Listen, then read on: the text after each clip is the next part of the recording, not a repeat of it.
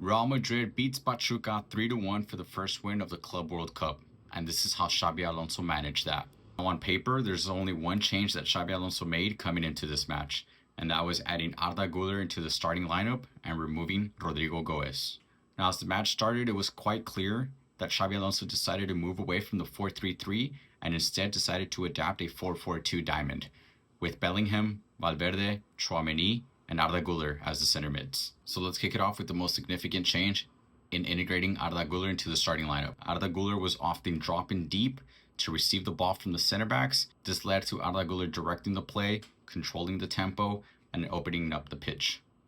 We did see instances where he switched off with Bellingham and Jude dropped in a little bit deeper. That was only in the first 20 minutes or so of the match. Again, Asensio's red card may have limited this tactic, but Arda Güler was the main playmaker.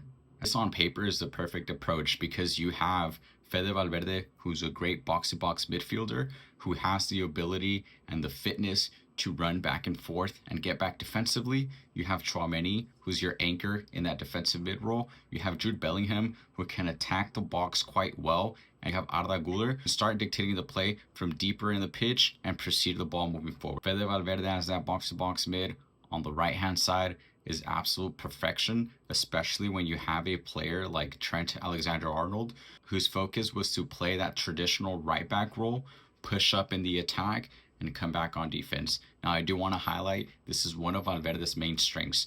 We saw a couple instances where Trent pushed forward and we had Fede Valverde drop down into that right back role to help avoid counterattacks. And this is one of the main reasons why I'm not so concerned with Trent's defensive ability, is because we have a workhorse like Fede Valverde who can absolutely cover. This match perfectly summarizes some of the callouts that I've had in previous videos.